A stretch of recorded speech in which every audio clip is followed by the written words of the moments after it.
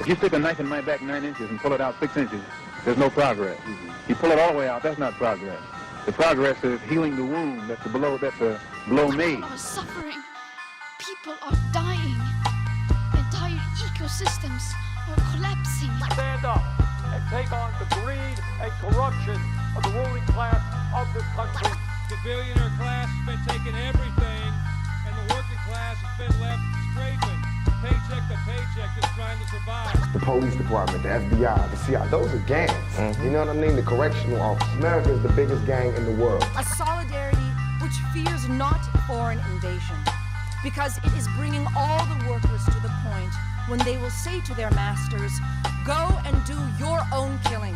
We have done it long enough for you. It's called the American dream because you have to be asleep to believe it. Guys, gals, and in between pals, welcome back to the Left 4 Dead podcast, that radical left-wing show that your crazy conservative uncle warned you about. As always, my name is Dane Snedden. I'm one of your co-hosts, and I'm joined by the Chaos Queen herself, Emma Embers. Hey, spooky season. And the woke uncle, James Harris. That I am awake and allegedly conscious. And today, listeners, we have a very, very special guest joining us, friend of the show, fellow organizer, Garnet. Welcome to the Left 4 Dead podcast. For those that aren't aware, Garnet, who you may know as Gloria, is the current Northeast Wisconsin organizer for Citizen Action and one of the co-chairs of Northeast Wisconsin DSA.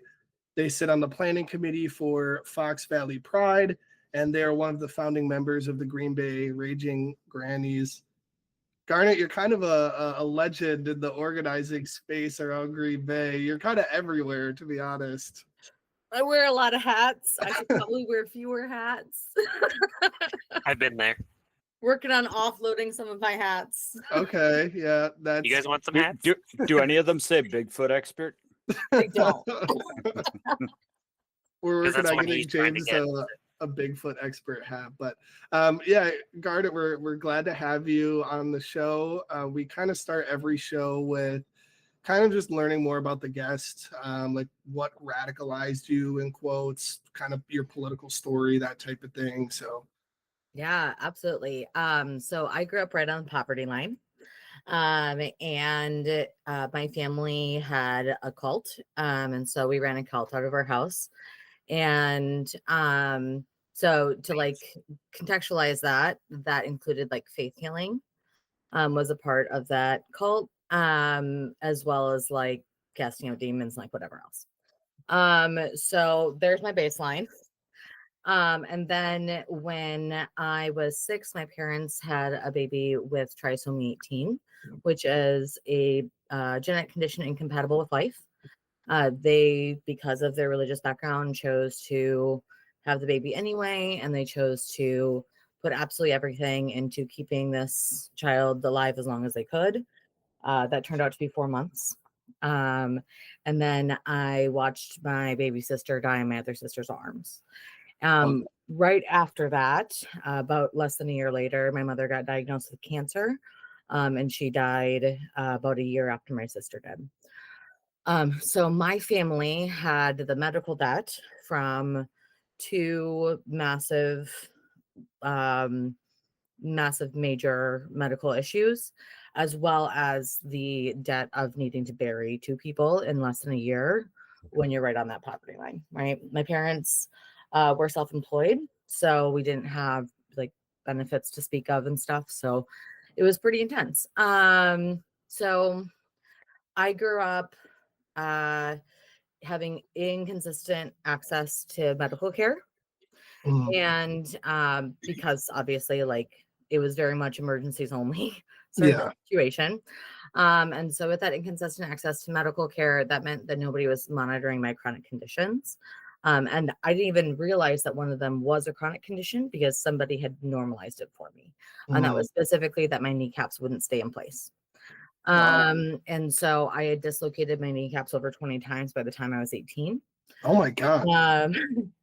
So I was really careful with myself. And I was, I was deep in the church. I went off to Bible college. I studied to be a pastor in like an evangelical denomination that is non-affirming to LGBTQ people.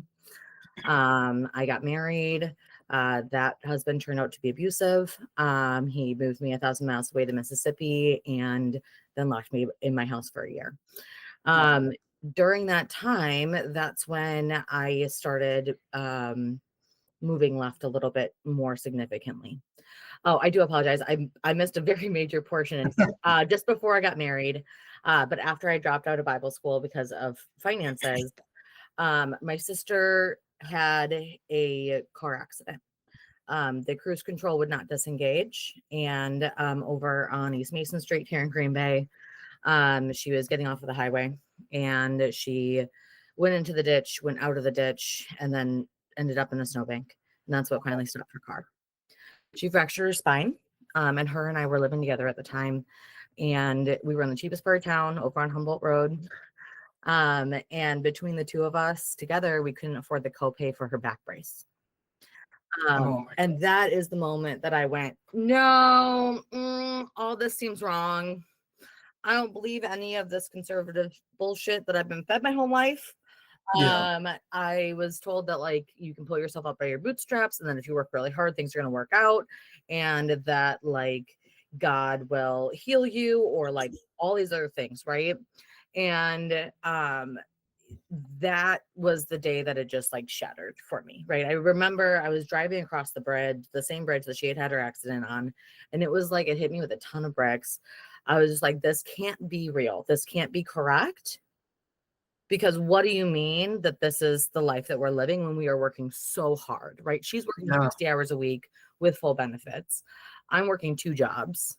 What do you mean that we're working that much and we can't afford basic health care? Right. Money is stupid. And that was when I decided money was stupid. I didn't realize how anti-capitalist and how radical of a statement that was at the time. I really, truly didn't. And so like I said, I moved fairly far left at that point, but I didn't have any of the pieces to follow up with that, right? Because I was still in a super conservative headspace. I didn't have any of the pieces. So I spent the next 7 years of my life while I was married and going through this awful situation, learning and putting in these pieces of that like leftist ideology and understanding how do I get to money is stupid, right? Go ahead, James. Yeah. Oh, no, I was just queuing up for after. Oh yeah. So I realized that money was stupid and filled in those blanks, and then eventually had the courage to come out of the closet as bi and as non-binary. And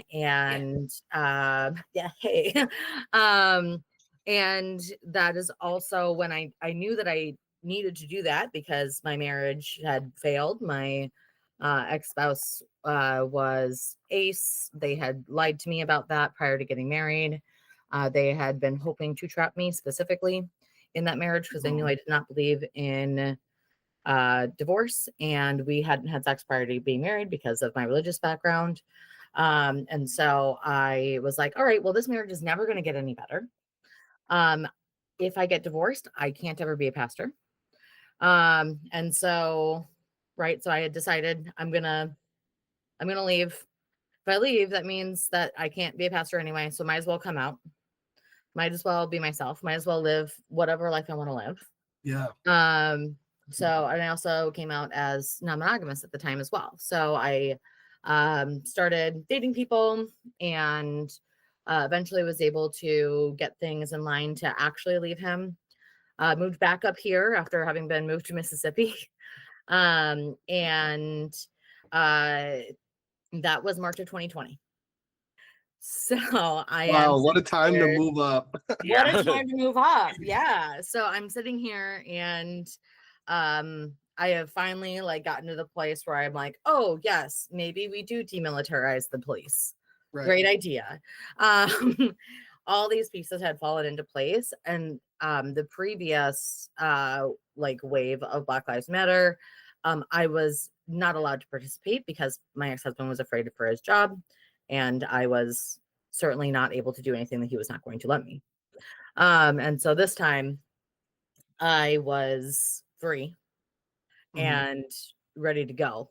And so I hit the streets, right? I had lived in Minneapolis when I went to Bible college. And so like those were my streets. And like his funeral, George Floyd's funeral, took place in my Bible college.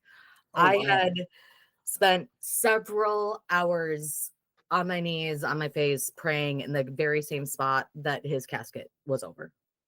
Wow. So I so that is like the context for me. Was like felt very personal. And then also like this was the right time. So that's when I started going to protests and becoming a community leader and just showing up consistently. And the first protest that I ever organized fully myself was after the fall of Roe. The day that Roe fell, we met at the courthouse and I led folks on a march. And that's where I met the DSA.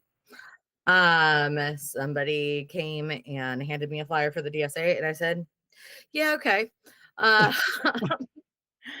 About a week after that protest, I organized my naked protest in front of the courthouse where I was in my sandwich board and not much else. Awesome. That's cool. It was me and one of my union sisters at that point in time, and another non-binary person that stayed clothed, and then we had like a person to support with camera, and then another person to support for like basically a marshal. And yeah, that was a long day. So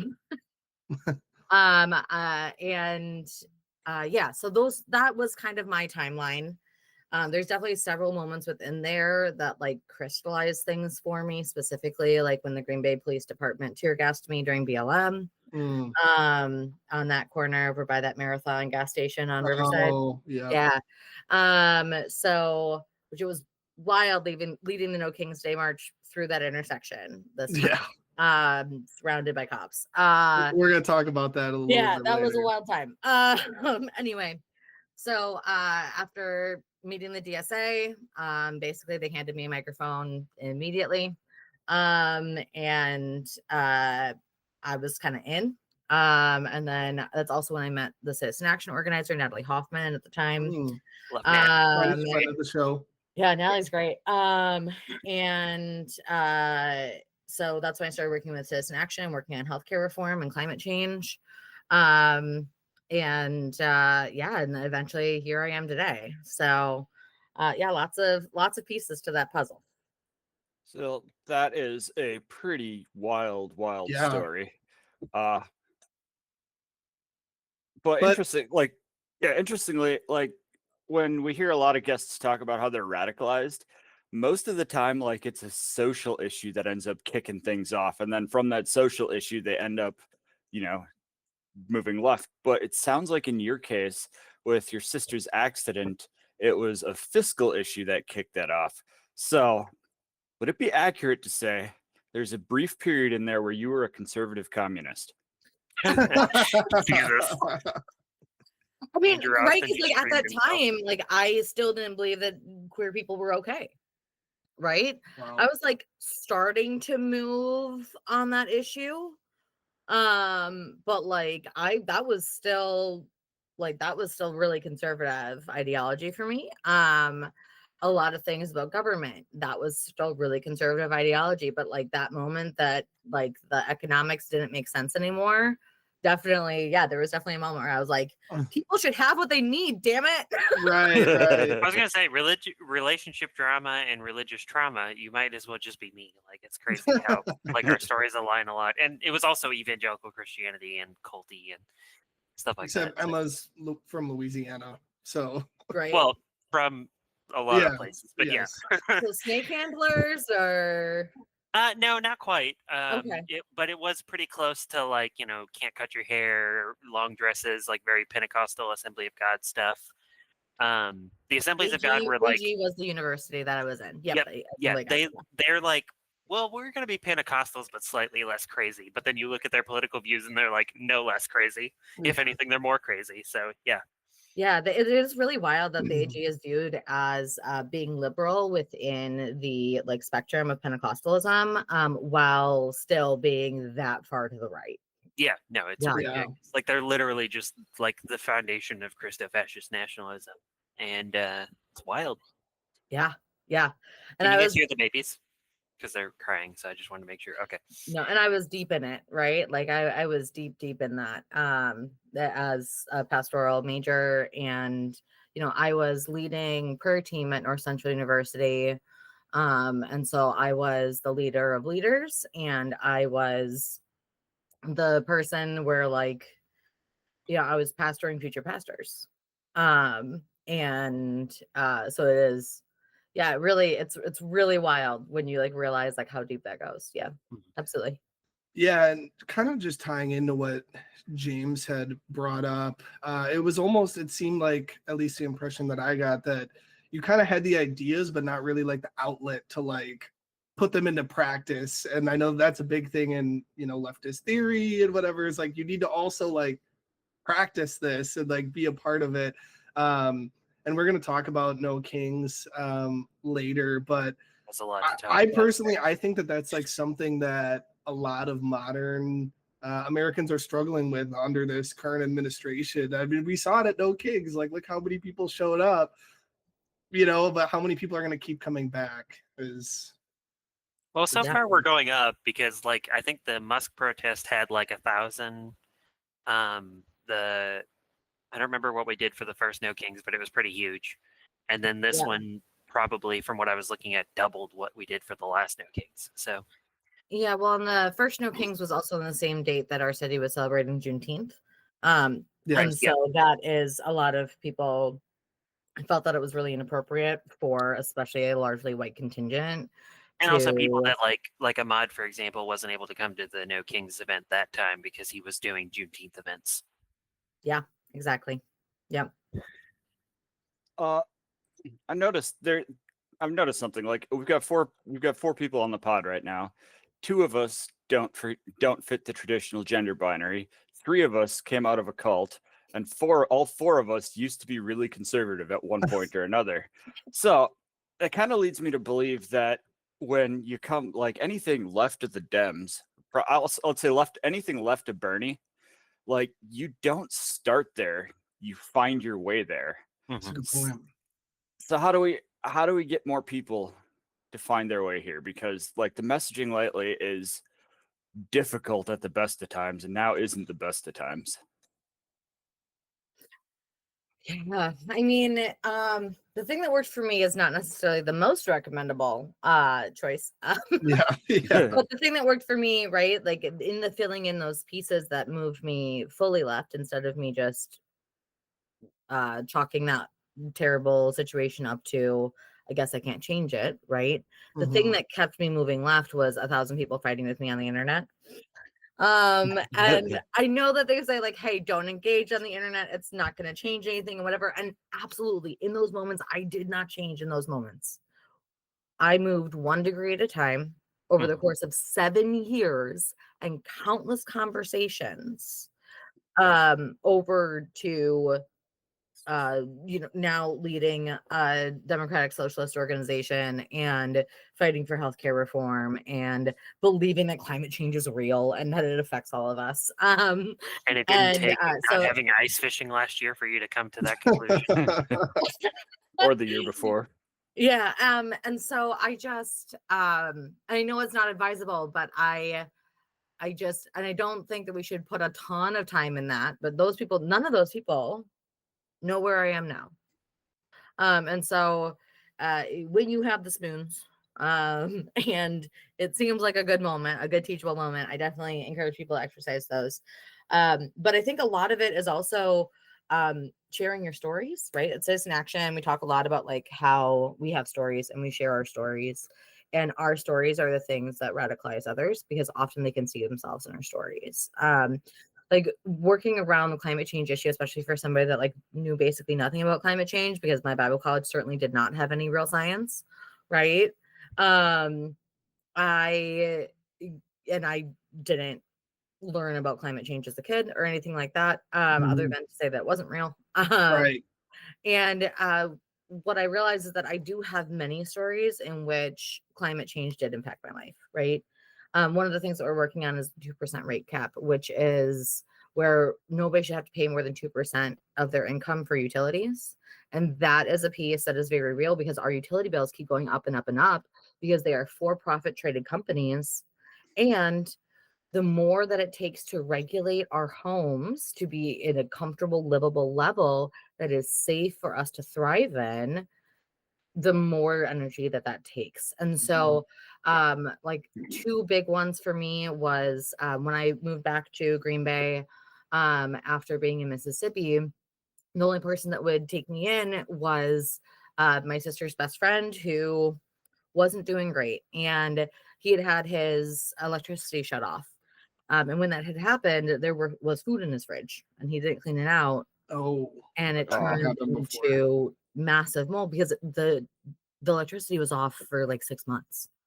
Oh, I was about to compare that to like the hurricane stuff. That ours was off for 4 days. So no, we're talking 6 months. And so I just like lived with like a biohazard in my house, coming home, trying to find a safe space and no refrigerator in the pandemic. So I had to keep going out for groceries like every day or every other day because I didn't have any way to refrigerate them.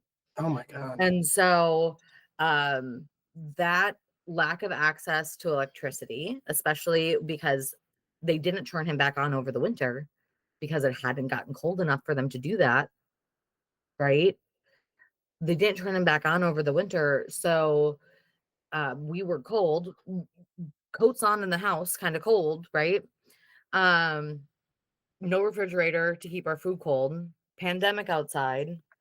And you know, I just like DoorDash until we could get the electricity turned on. But then I still didn't have a refrigerator for like 6 months. Wow. So you know, I was going through all of that and I'm like, that actually is a climate story, right? That absolutely is a climate story. And you know, it happened again to me in 2024. I was cleaning my apartment in Green Bay and I really didn't have the money to turn on the air conditioning. It was June and I was cleaning my apartment and I got heat exhaustion. And like nobody should be making that choice between turning on the air conditioning and getting heat exhaustion. Right. Just doing like basic chores around their house. And also like, why is it that hot in Wisconsin? Right. Anyway, so those are some pieces that I have found that sharing those like very real, tangible stories that people can see themselves in. Like a lot of times people can't see themselves in my story, right? Because it's that shit. Yeah. But they can see themselves in a lot of other pieces of my story, including like when I had knee surgery and before I could even lift my own leg, the Prevea system was calling me saying that I wasn't paying them back fast enough, that they were going to cut me off from PT. And like that is another one of the situations where I was already radicalized at that point, but I was like, fuck that.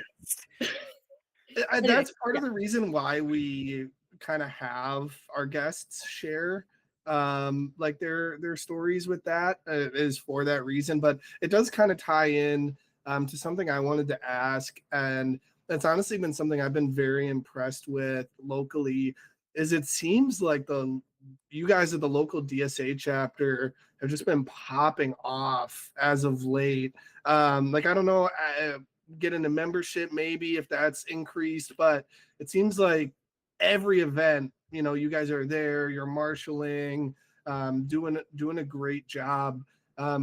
Has there been like an increase in like membership or participation that you've seen? Because as somebody who's very involved locally, we run into each other a lot, Garnet. I have seen that a lot of like, oh my God, like I feel like when I first started organizing like 3 or so years ago, didn't see a whole lot of, you know, like we would run into each other sometimes, but it seems like every time now you guys are out there. Yeah, they've just exploded. Like I run into Garnet all the time doing events, and I don't even live in Green Bay. It's honestly become one of the highlights of my events. I'm always like, hey, let's find Garnet. Yes. Find Garnet. What silly hair color do they have today? It's usually blue. Anyway. So a couple of things happened, right? So Mhm. about 3 years ago, we were really focused on investing deeply in local ordinances. So the place that you would see us is at a city council meeting. So if you Mhm. weren't organizing at city council meetings, you weren't seeing us. Okay. But like that's where we were, right? We were fighting ordinances. We were fighting, we were defending the housing. We were defending the like housing recommendations from the Equal Rights Commission. We were fighting for the pride flag. We were going to county board meetings. Like that's where we were. We were organizing specifically around like what can we do to focus locally on those specific things. So like the DSA has like 3 main priorities, right? Material change for the working class, right? Positive material change for the working class. Mhm. Confronting capitalism or shifting the power to the working class. So if something doesn't do one of those 3 things, we can totally still participate, but we need to make sure that we are also doing something else that is doing that. And if we don't have resources to do both, we have to focus on the thing that's going to do one of those 3 things. So yeah, that is why you maybe didn't see us around a ton, because we were just like 3 raccoons in a trench coat hanging out at City Hall. And then I will also say about 2 years ago, the DSA almost collapsed. Our chapter, I was down to 4 people, including myself, at a meeting. So we didn't make Wow. quorum. And I went, I don't know, guys. I don't know. And we had some very real serious conversations, and we did have to grow our membership. And we got some real natural bumps for sure.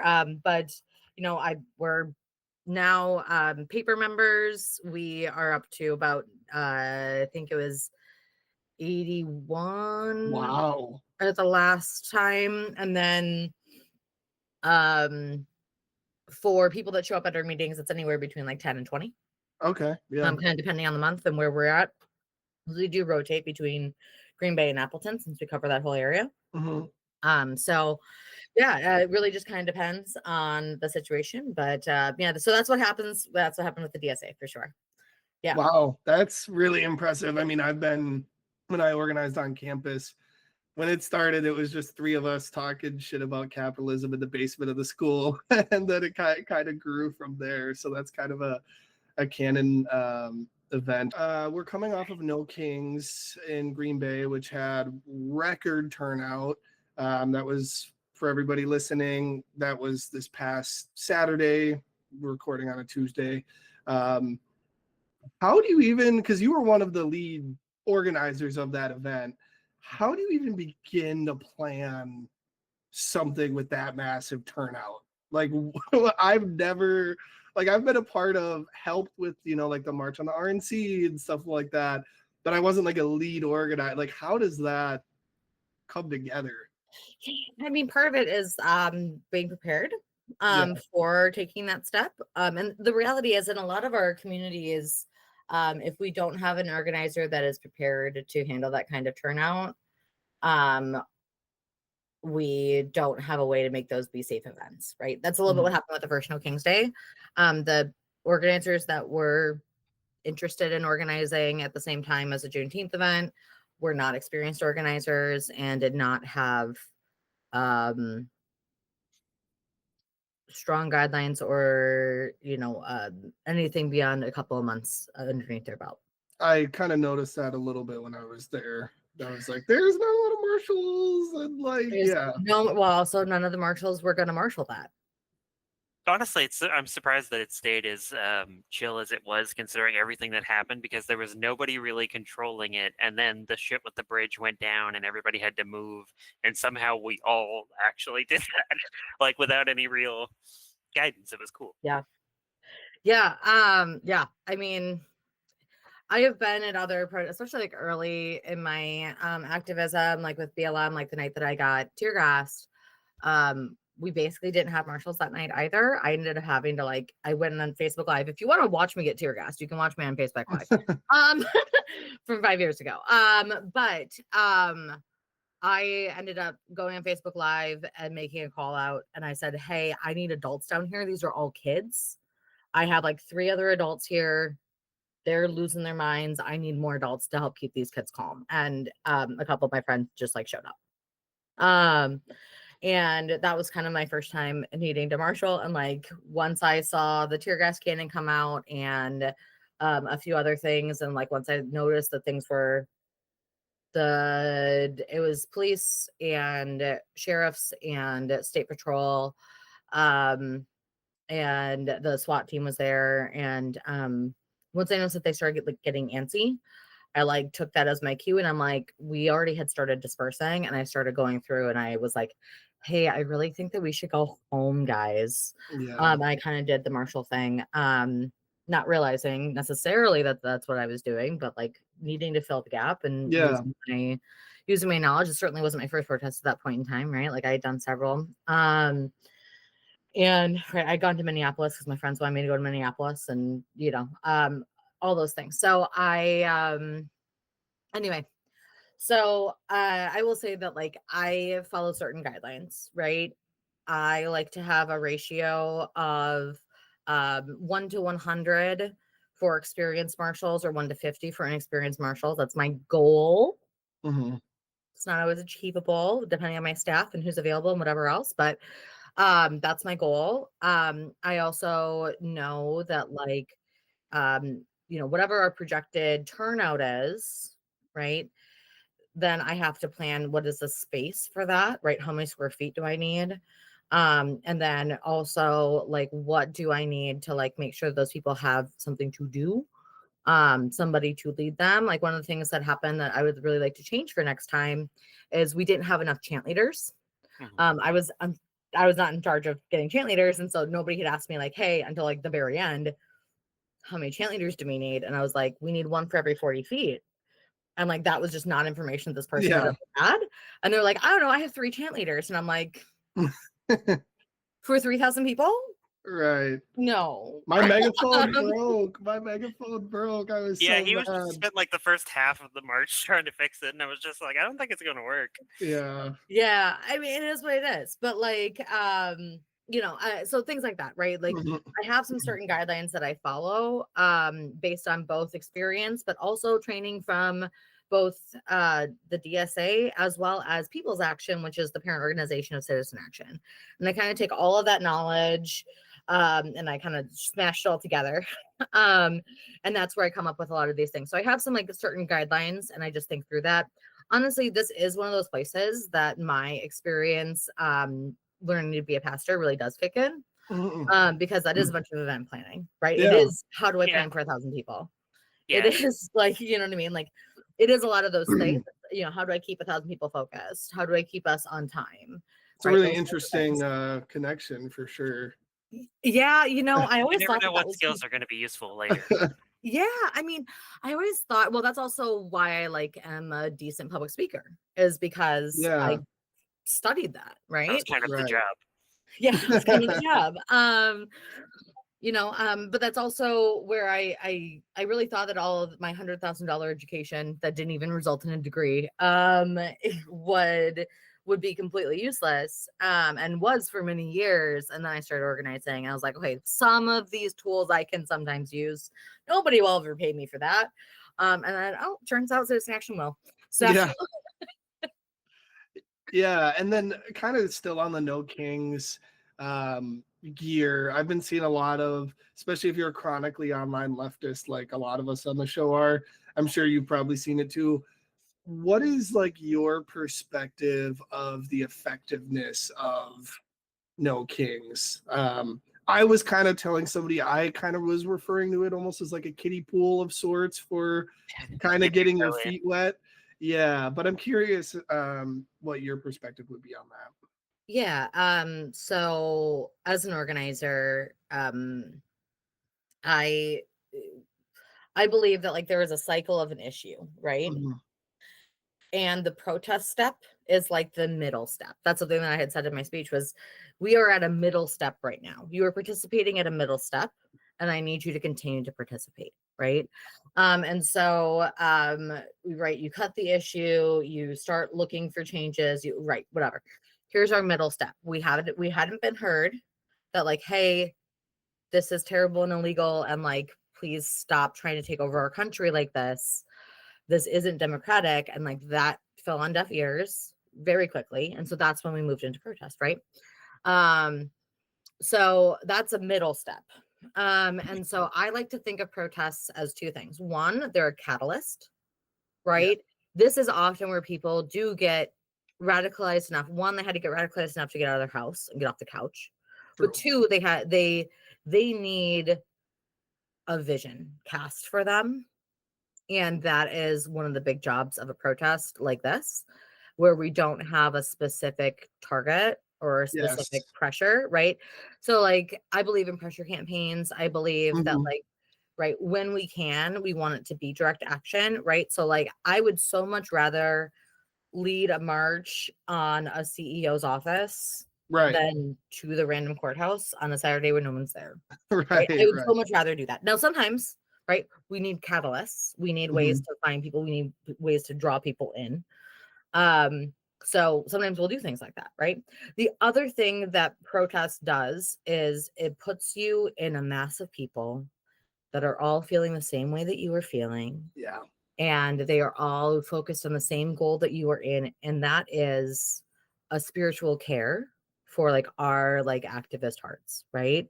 Chanting in unison with 4,000 people, that is spiritual care.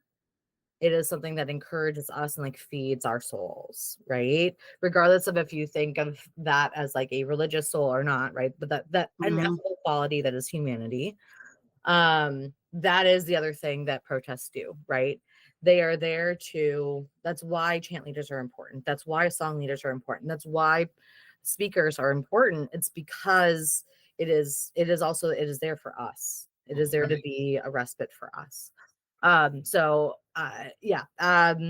Definitely there are different ways to do protests. This would definitely fall more into like the catalyst and care portion. Yeah. As opposed to in the direct action and change portion. So makes a lot of sense. A lot of this isn't what I was trying to say earlier. I still lost that, so who knows? I'll think of it in 2 weeks when it's no longer relevant. But you can always text me. Yeah, exactly. But what I was going to say about just my observation from the NoKings thing. So my background is that when I first started in the lefty side of things, I basically was raised conservative, like Christo-fascist, nationalist, like everybody needs to get to Israel so the end times can happen. I was teaching classes on the end times with like Jack Van Impe and Hagee and all of those assholes when I was 12. Like insane. Yeah. Point being, real similar story. I started preaching when I was 10. Absolutely. And so as I was kind of moving up in age and stuff and experiencing the world, then I got to more libertarianism, and then too many people around me were arguing for lowering the age of consent laws and playing word games with whether it's pedophilia or ephebophilia, which is just pedophilia with extra steps. And I was like, I don't think this is for me. So I felt like homeless. And then that was right when Bernie Sanders came on the scene in 2014-ish. And I was like, man, this guy's spitting. Like I was always told that this was like evil commie shit. But when I started looking into what he was saying and looking into historical politics in the US and stuff like that, I realized he's just FDR with a slightly better healthcare and climate plan. Like, it's not even that radical. It was literally the center of American politics 90 years ago. Absolutely. And so that kind of was what started like the kind of lefty awakening of mine. But one of the things that I dealt with dealing with the Bernie Sanders campaign was I was doing a lot of online campaigning for him for both 2016 and 2020, and then in the intervening years. And so many young lefties that I encountered got into like the kind of, I thought it was really frustrating, but it was like the purity test type of thing. And there's certain things that you can have purity tests on. Like for me, I'm not voting for anybody that supports Israel and their genocide in Gaza. So like for example, I don't know if you've heard of IHIP News, these two great ladies that were raised in Oklahoma. Jennifer Welch is one of them. Look them up. They're pretty great. They've got great takes. They actually like interview Democratic leaders and call them on their bullshit. Like they told Cory Booker to his face that he was saying bullshit. And that was, it made my heart feel good. But one of the things that they had said was that like if like they're super lefties now too, at that part in their journey, and they said like if they can agree with me on 7 out of 10 things, I'll take it. Like we're not going to get 10 out of 10. So as long as in that 7, it's like the cardinal things of like, obviously I'm not going to vote for anybody that hates trans people. Fuck that shit. I'm done. Right. I'm not going to vote for anybody that supports the genocide in Gaza. So those have to be 2 things that are absolutely on the list. But as long as I get, at this point, I'm like 6 out of 10, I'll take it. But so many young lefties were like, no, it doesn't, you don't say things exactly the way that I want you to say it and in exactly the time frame that I want you to say it. And I'm getting to my point, sorry. Good. It's kind of the same thing with Graham Platner. So what he's dealing with right now, if you haven't heard the news, is comments that came out as recent as 2021 when he was still like making his journey to the left and stuff. Came out of the military. He had a lot of PTSD and stuff like that he was dealing with.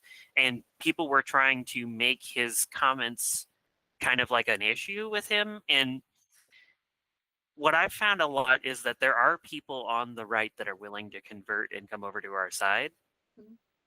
It's very fucking difficult, but it's possible. And ironically, the Epstein issue has been a motivating issue for a lot of that movement. And so the issue that I have with it is, I guess, that like people want everybody to be perfect, and I wish that was possible, but it's not. And so in the intervening period, we need to be able to accept, like, that's one of the things that I took from Christianity growing up was redemption. Like, to me, I don't believe anybody's beyond redemption. Even fucking Stephen Miller. Stephen Miller was like, you know what? I get it. I'm wrong. I've been Hitler this whole time. I'm going to, side with the good people. I'll be like, I'm extremely skeptical, and we'll have like 500 people watching you like a hawk. But cool. Let's go. And all of that was to say, I think that the NoKings event, the issue that I have with it there is that it does get a little bit too libby. So like it's got all this energy that it builds up, but then it just kind of doesn't do anything really with it, because it's just like, let's do generic stuff. Granted, I cried when the preacher got up there and talked about trans issues. I was like, okay. Oh yeah, no, she's fabulous. Yeah, that was great. I've had a one-on-one with her. She's fabulous. Yeah. Yeah. But like, for example, when Will came up, nothing against Will, his speech was great. He took us to church. It's just the problem was that was like the pastor had said he was wrapping up the 3rd time, and we were all hungry for McDonald's after church, and it was 1:00, and it's like, let's go. Like, I feel like if they had started him earlier, it would have been better. But he still kind of had that kind of a vibe where he was like, like, we don't need to like necessarily yell at people and stuff like that. And it's like, no, I get what you're saying with that, but like, you do have to, if somebody's a Nazi, you do have to kind of be like, no, dude, that's fucking bullshit. Like, there's a middle, oh God, I'm about to say it. There's a middle ground. I'm a centrist now, everybody. Sorry. But okay, sorry. ADHD rabbit trail. I'm forgetting where I was going with this. I feel like we're like at the leftist Tea Party moment right now. And so we can use these kinds of events to get people that maybe they see DSA and they're like, oh, socialist? I don't think so. Or they see, other traditionally leftist organizations and they're like, I don't know about that. But then they see the NoKings, and it's people like, that really old farmer man who I adore. Like, he was so good. And even people like Dane getting up there and saying something that isn't really partisan. It's just, most people in this country at this point oppose sending money to Israel and oppose the genocide. And so him saying that kind of stuff is like not controversial at all anymore, or at least it shouldn't be.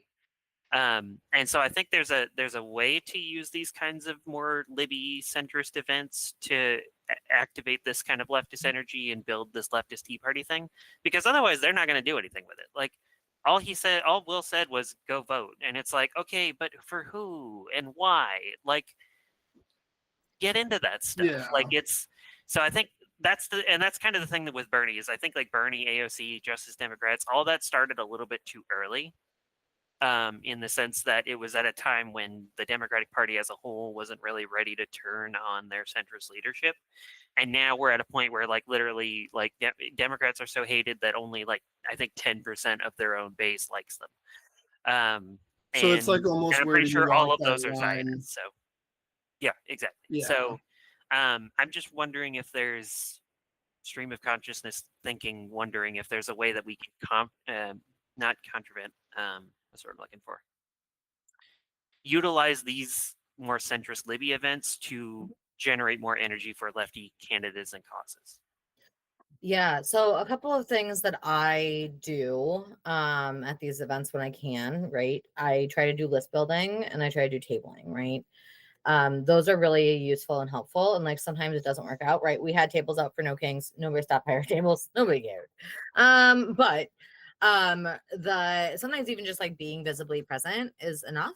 And so one of the things that you can do, right? I truly fully believe that like it's like I'm driving a pickup truck, okay? As long as we're going in the same direction, I don't care. Hop in, let's head to the left. And when we get to a place that you truly feel like you need to hop out, go ahead and hop out. But like, we're not staying here. And so one of the things that happens in that process towards the left, right, is you meet people and you hear their stories and you hear why they believe what they believe and you sit in community with other people.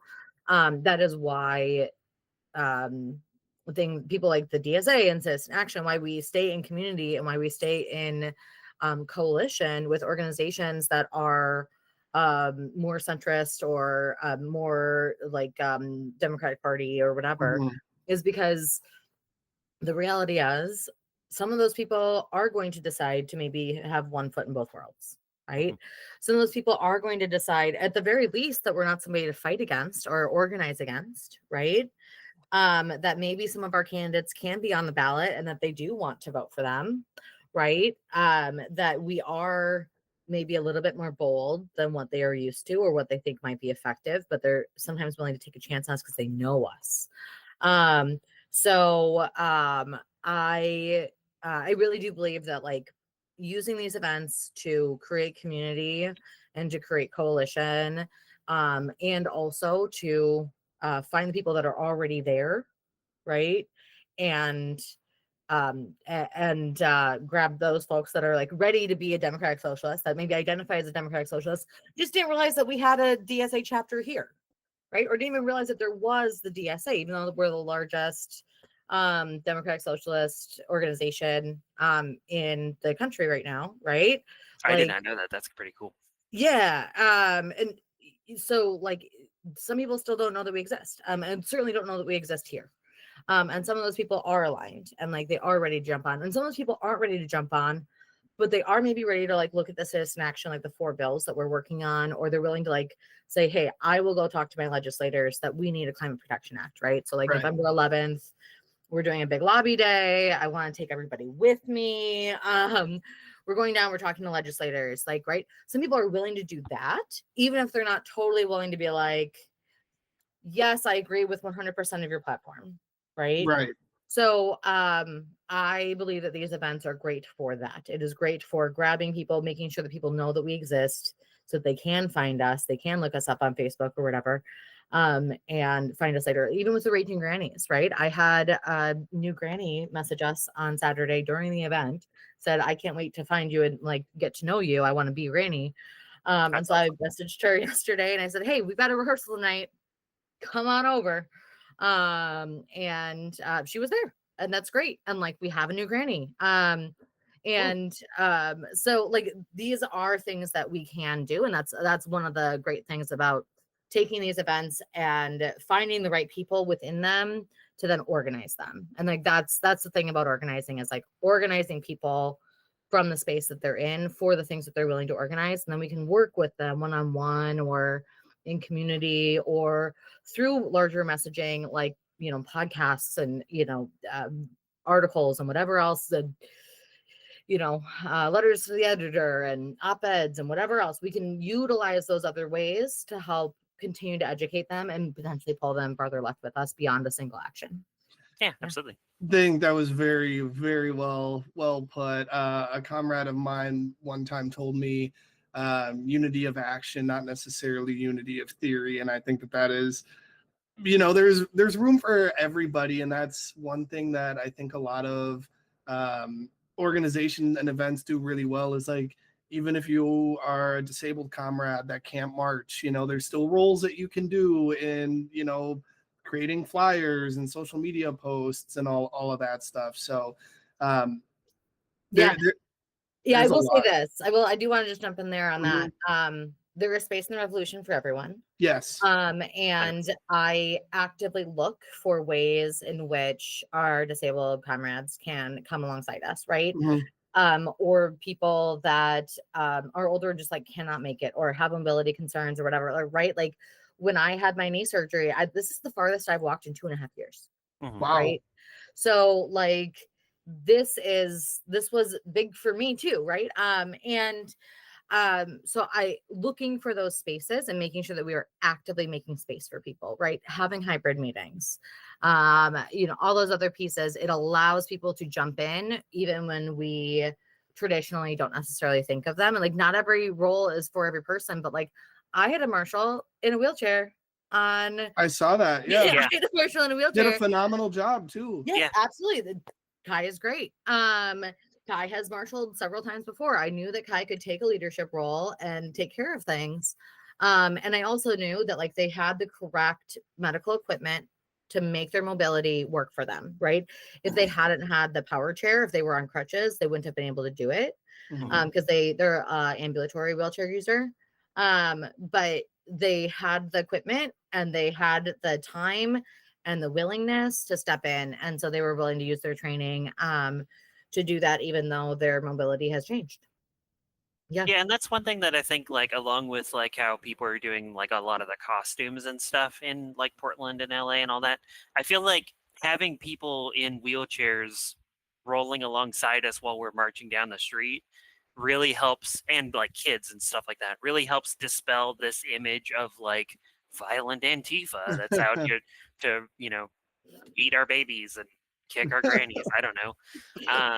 And it's like, well, are we, if we have a bunch of disabled people and old people and kids in our group? Like we have like 500 cops to watch a group of people that has a lot of elderly, disabled, and kids in it. So, I mean, I don't think we're that dangerous, really. Yeah, well, that's definitely, I will say, and I will just be really honest, everybody knows that this is where I stand on this. It was an extremely outsized police response for the situation and number count.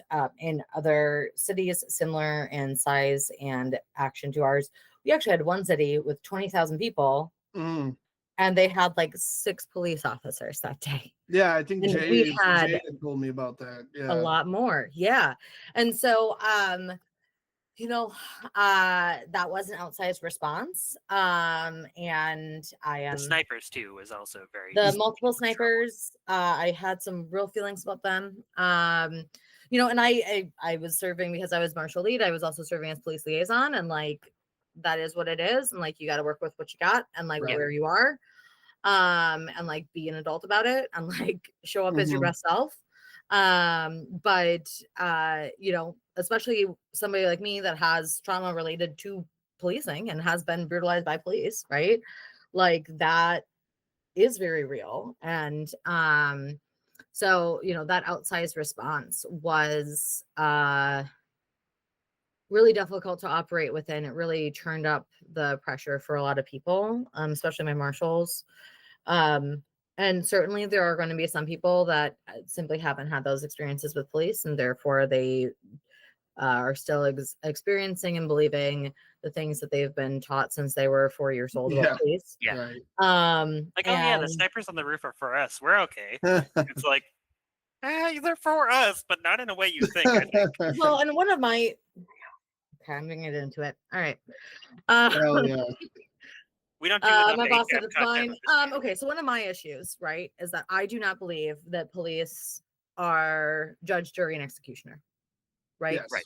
So to me, snipers are there if they believe that somebody needs to get shot. Because otherwise, why would you need them? And I do not believe that even in an extreme scenario that they're okay to be judge, jury, and executioner. Right. All right. Like I am tourniquet trained. Like Yeah. I am like I am ready to go and use every resource I have to save as many people as possible.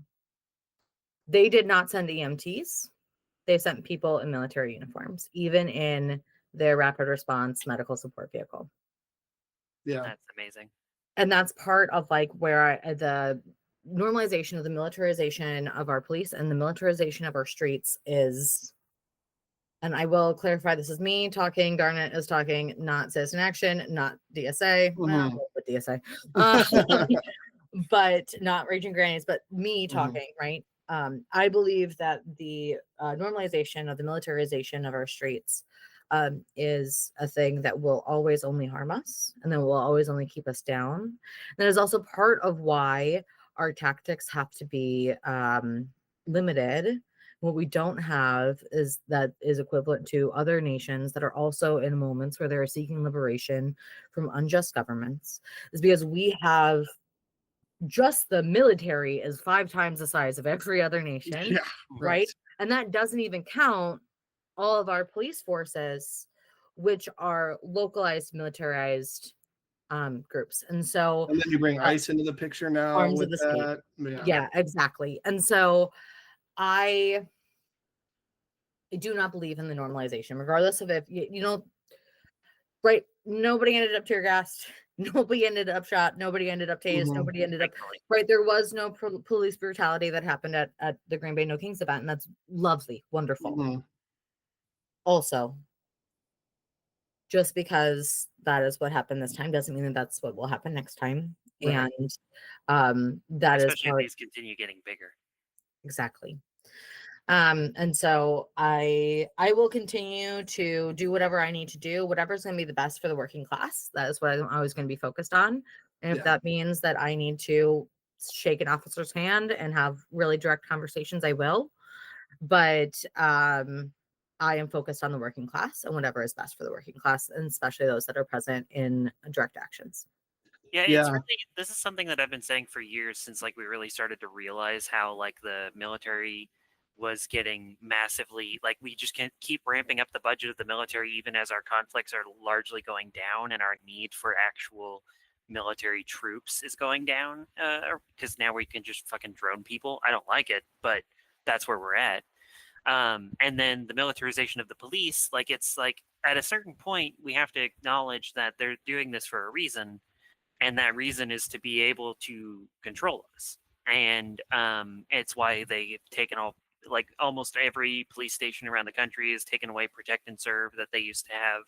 It's why now half the time you can't even tell if a car is a cop car, because it's either like very faint on the side of it or it's not there at all. Yeah, that doesn't exist in other countries, right? When people talk about secret police, that is what they're talking about. Yeah, exactly. It's crazy. Yeah. And another thing that bothered me too about it is that I was driving around town, this was last year, and I saw a fucking mine-resistant vehicle with the GBPD logo on it drive down the road.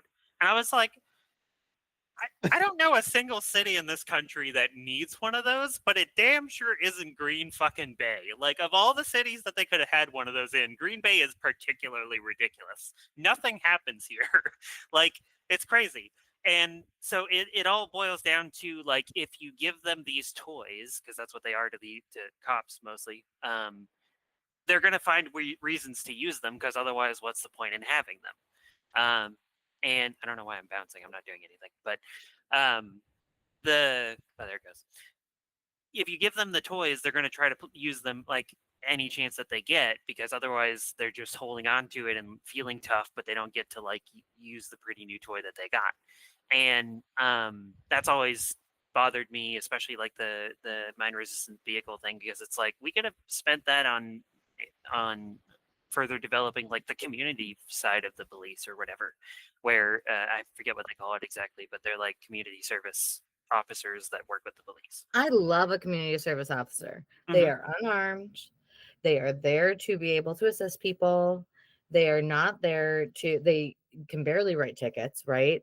Like, I love a community service officer. I would love to see, you know, If that was the police 90%. presence, I would have been great. Yeah, right, exactly. Community service, fab. That is not who was present. Yeah. Yeah. And then I'm not saying, like, we did have somebody show up with a firearm in Joanne's. Like, that did happen. Oops. That existed. Oh wait, I saw that person. Yeah, they had like a big ass gun open And carry. like, I was like, the police were there and they had their bulletproof vests on, and I said, yeah, fine, go ahead. We would have done it if they hadn't. Right. Yeah. And I mean, that was like a really big thing. I mean, I have also had not so great experiences from organizing with police, but a big thing was at the March on the RNC, and there was like 10,000 people there or so. And we were going over a bridge in Milwaukee, and the Milwaukee PD had a boat with a machine gun on it. And it like dawned, I was like, in what scenario are you going to need to gun down? Like, what? And that was like, a bunch of us like noticed that. We were like, oh my God, okay, this is like. The reality is, this is spicy, but the reality is we have well over 200 years of experience with police in America choosing to instead keep down the revolution and choosing to instead enforce the rule of the state instead of the rule of the people. And we have seen them time and time and time again come in and harm civilians and commit war crimes, right? Like, you are not allowed to use tear gas in war, but it's perfectly fine to use it against your own members, your own citizens. Are you kidding we're like me? 1 month away from using napalm in LA at this point. Like, right. And I have friends out there, right? Like, people that I sat with in August are on those streets leading those movements, right? Like, I have faces and names of people that could die any day in those spaces. And I hope that they are safe. And also, I know that they will do the right thing even if they are not safe. And for me in these spaces, right, we have this history, knowing that this is how police have been used forever, right? This is the history of the labor movement is riddled with the police coming against, right? Battle of Blair Mountain and all of that. Yeah. How dare we ask to be paid a fair wage and have fair hours and have, right? Like, how dare we, right? And the police have continually been used to uphold capitalism rather than to uphold like a republic, right? Yeah. And so I look at that and I know that at any time, any of us in these situations, especially places where we have a machine gun on a boat, or I have snipers on roofs, or I have, 4 people in camo in a truck leading us and 3 cars with individuals behind us. Yep. And several police on every side of us. I know that at any moment they can choose to make us the next massacre. Yeah. And that would actually be in accordance with history. That is the history and the legacy of policing in America. And and also we have to continue to show up in courage, and we have to choose to show up peacefully, committed to radical nonviolence, and committed to doing what we know needs to happen in order for us to gain a democratically run economy, a democratically run society, a democratically run government, right? That is what we are fighting for. That is what we are looking for in these spaces. And we have to continue to show up to do that, even in the face of knowing that is where this might lead. Right. Brief topic change since we got to do a little wrap up, but I wanted to Real heavy. Yeah. This is going to be a little bit funnier, but also still kind of dark. So, if you've been following the Epstein saga stuff, where we're currently at with that, just to refresh viewers, is that they need one more vote to sign on to this petition that I forget what it's actually called, so forgive me, but I'm just going to call it a petition for now, by Thomas Massey and Marjorie Taylor Greene. And I hate that I have to say that I like this, that they're doing this, but given the subject, I gotta side with them teaching. No permanent friends, no permanent enemies. Yeah, exactly. This is a perfect example of if we agree on like certain cardinal things, like not protecting pedophiles. Okay, we can be temporarily teammates. But basically, where they're at with that now is they only need one more signature to force a vote in the House on releasing the full Epstein files. Which obviously Mike Johnson has been desperately trying to avoid this whole time. I'm starting to think he's on the list too, but we'll see. But the part about it that I wanted to kind of point out, because it's a local connection, Dane probably knows where I'm going with this, is that they need one more signature. And so far, the only thing keeping that from happening is Mike Johnson refusing to seat Adelita Grijalva, because she was a Democrat, so she's obviously going to be the final vote that they need.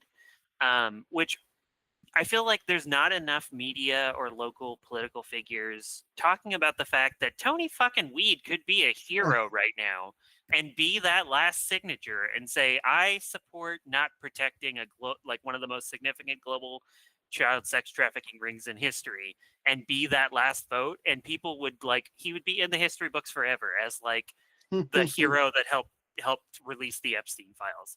Everybody would love the guy. Yeah, but he's the last and yet one. He's not. Yeah. Exactly. You know, I mean, he ran on being Trump endorsed. He's certainly not going to do anything that would harm that reputation. Which is why I call him Epstein endorsed Tony Wied now. I mean, really. Yeah, absolutely. But I just wanted to do a little recap on that one because I will take any chance I get to trash Tony Wied and talk about how much he sucks. Because he's on my list of people like fuck Ronald Reagan. There's that one. You said it. I was gonna bring it up. Emma says it I always find a way to get it in there. Fuck Ronald Reagan, Joe Biden. There's a few others on the list. Tony Wied is now on that list. Help us release the fucking files, you asshole. So yes, this has been a phenomenal conversation, Garnet. We would love to have you on again. Gonna start kind of wrap up. We like to kind of end it with the guests on kind of like a nice kind of question. So I guess my question for you was, do you have any book or show recommendations that you have seen or read recently that you've enjoyed? I actually want to take this moment to encourage everybody to read Nonviolent Communication. I know that's like a wild thing to say in this moment, but there are plenty of wonderful history books out there. There's plenty of I'm working on the $20 minimum wage with Citizen Action. There's a lot of amazing work out there on minimum wage and on labor and all that good stuff. And I still want to encourage everybody to read Nonviolent Communication. This is more, it helps us keep our movement safe within our movement, right? And so that's what I want to encourage everybody to read. It helps prepare people that are not organizers yet or are not in these spaces yet to be able to step into our spaces and behave in a safe manner and ensure that we are all good to go. I'm just going to quick check and see if I have a copy. Bingo. This is right. I love the cover. Yeah. This is my recommendation. Nonviolent Communication. Marshall B. Rosenberg. So it is it's really good. It is fantastic for organizers. And it is amazing for anybody that wants to step into organizing spaces or just be a kinder, better person to their community. Nice. Awesome. I have not read that one, so I will definitely be checking that out. And one thing I want to start doing a little bit more of is including links to anything that you would like to promote, including like if you have like a personal Twitter, I'm not going to call it an X or whatever, but personal Twitter, Blue Sky, Facebook, if you have a channel, anything like that, send the links to Dane. So he can put it in the description, and I want to put that book in the description too. And then also final calls to action too that you have. Yeah, so my final calls to action today, I am going to invite everybody to go to citizenactionwi.org. Look at the tab that's listed as 25-26 state legislative session. There are 4 bills there that could radically change our society. There will soon be another one on there within our coalition work for that $20 minimum wage, which has the ability to lift so many of us out of functional poverty. It's over a third of Wisconsinites do not make more than $20 an hour. Wow. And we have got to change that if we ever want to be a thriving economy. So I want to encourage everybody to go there.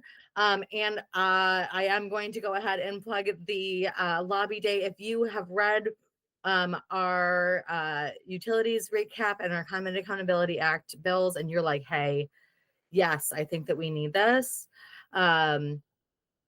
I want to encourage you to go to search in that bar for Citizen Action WI for our lobby day sign up. We're doing transportation, breakfast, snacks, lunch. It's a long day, but we will train you how to lobby your representatives. We will transport you there. Pickups in Green Bay, Appleton, and Oshkosh. And we will bring you down there and we will get those scheduled for you. We have the ability to change things at the state level that affect our everyday life. Yeah. And these are things that we can do to work on climate change, to work on affordability, to work on poverty. And so I really just want to encourage everybody to come on with us for that. Poverty is a man-made problem. Awesome. Well, I would definitely, I'll be looking into that myself for sure. And yeah, we'll put the link in the description. But yeah, it was awesome to have you on, talk with you a little bit more, because usually when we interact, it's in the heat of the moment in organizing, you know.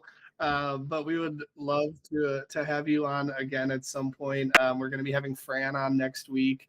So that will be awesome. But I always end by saying get active, get wise, and get organized. So yeah, absolutely fabulous. Thank you, folks. Yes. Free Palestine, fuck ICE, and fuck Ronald Reagan. Yes.